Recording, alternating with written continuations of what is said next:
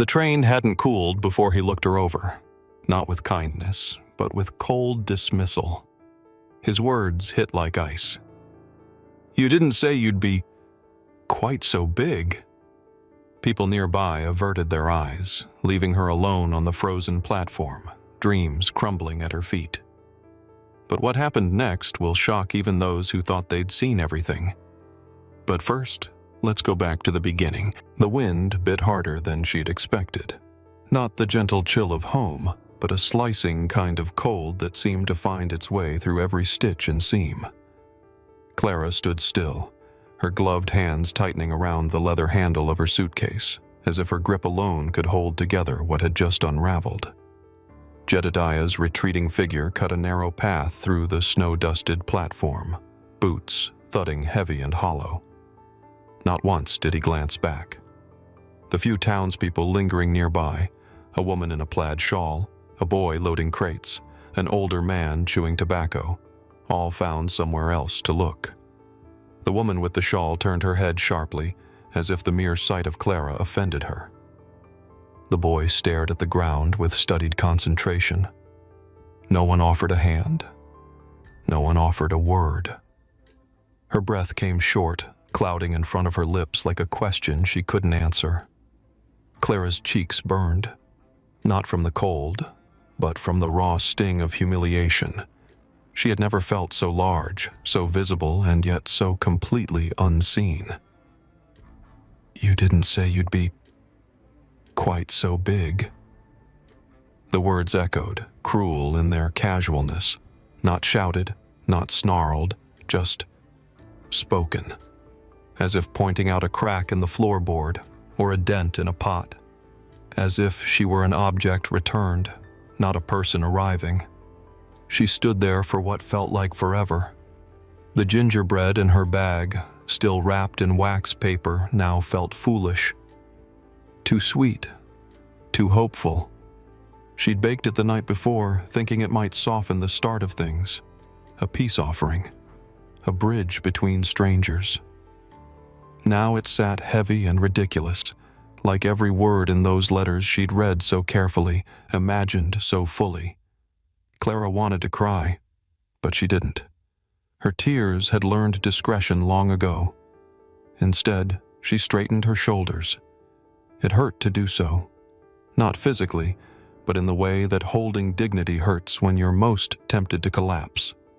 She adjusted her hat, pulled her scarf higher, and lifted her suitcase. Behind her, the train hissed and groaned, metal sighing like a witness tired of watching dreams die on platforms like this one. There was no welcome waiting, no wagon, no lantern to guide her forward. Just the long, frozen street ahead, and the quiet weight of being unwanted. The room above the apothecary was barely more than a box with a window, but Clara treated it like a chapel. She scrubbed the warped floorboards clean with lye soap until they no longer smelled of mildew, arranged her folded dresses on the single chair as if guests might arrive, and laid her mother's quilt across the iron-framed bed like it was sacred. The mattress sagged in the middle, and the stovepipe rattled at night, coughing up cold air as often as it breathed warmth. But it was hers. Not gifted, not offered out of pity, not shared. Hers. Mornings began early. Clara's hands, stiff with cold, rolled dough before the sun reached the windowsill. She sold pies to the butcher's wife, who pretended not to smirk when Clara came in. She took in mending from the blacksmith's daughter, who whispered about her when she left the shop. They all knew who she was, the woman who came for a wedding and ended up with nothing but a room above bitter herbs and dried lavender. At the market, Clara met the eyes of those who dared look.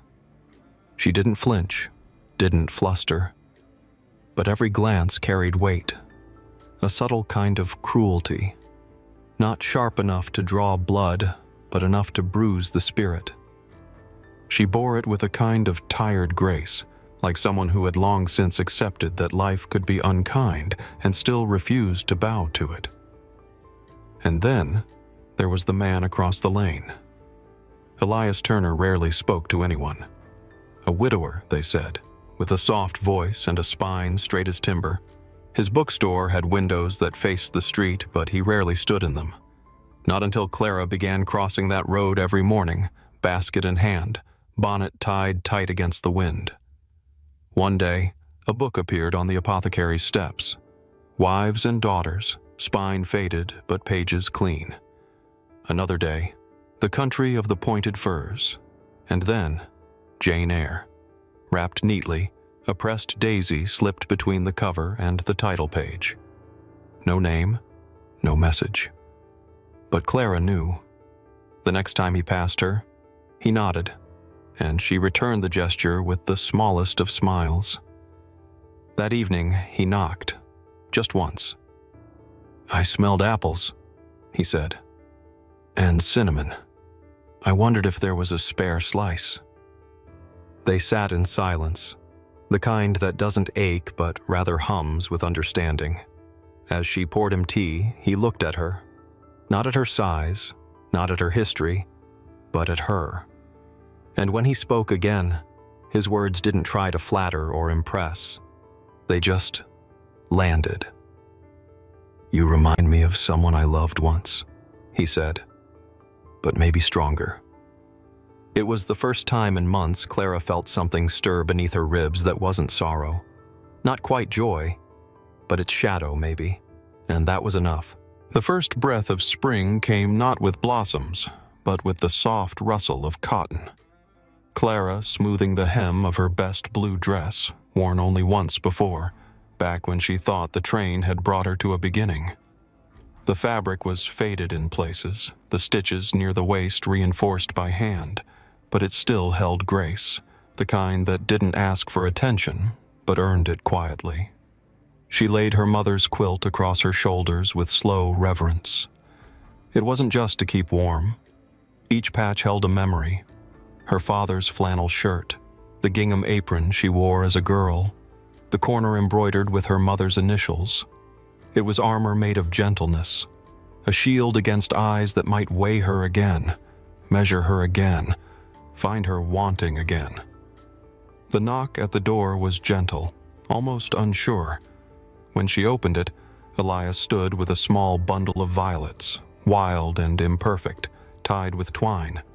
Not roses, not showy, but alive and honest. "I know the festival's not much," he said, eyes fixed somewhere near his boots, "but it'd be better with you there." He didn't reach for her hand. He didn't insist. And that somehow made her feel more invited than she ever had before. The town hall smelled of cinnamon and sawdust, laughter echoing under wooden beams. Children darted between skirts, men clapped shoulders, fiddles warmed up in the corner. Clara hesitated on the threshold, the quilt tight around her shoulders. She could feel it already. A few heads turning, someone nudging a friend. She kept her spine straight. Then she saw him. Jedediah. He hadn't changed much. Still stiff-backed, jaw clenched like he was biting something bitter. The woman beside him was pale and slight, a blue ribbon in her hair. Clara met his eyes. Not long, just enough. And then Elias was beside her. Not grand, not dramatic. Just there. He held out his hand. No flourish, no pity, only calm certainty. The music slowed. The hall, for a breath, seemed to hold still. Clara stepped forward, and as they danced, slowly, gently, no twirls or sweeping grandeur, a hush settled over the room. Not silence of judgment, but recognition that something was happening, and it was real.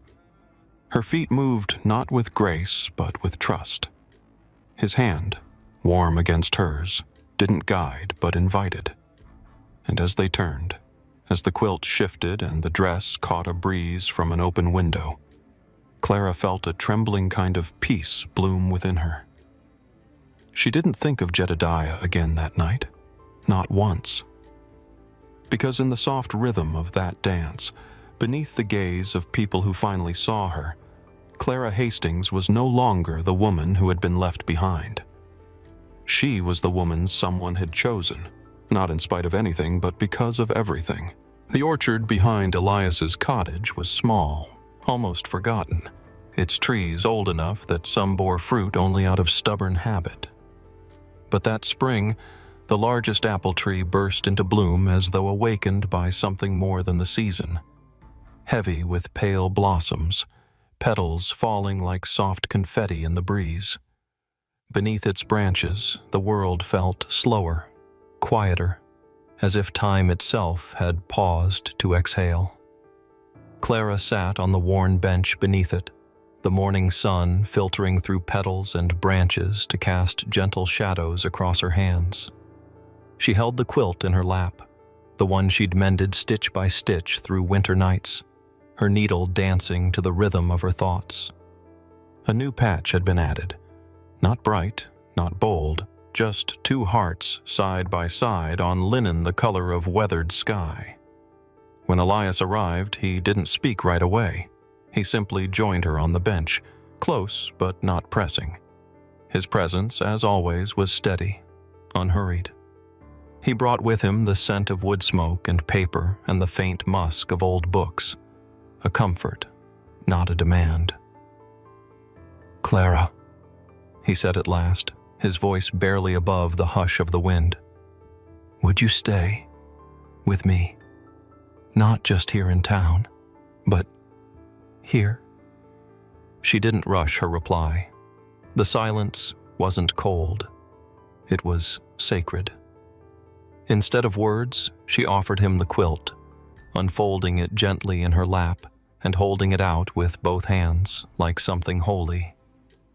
"This," she said, her voice thick but steady, "is the life I made when no one else would have me. It isn't grand, but it's mine. And you never tried to reshape it. You didn't ask me to be less or more. You saw me." Elias looked down at the hearts, at the uneven stitching, the kind that spoke not of flaw but of effort, of truth. Then he smiled, the kind of smile that belonged in quiet places, not crowds.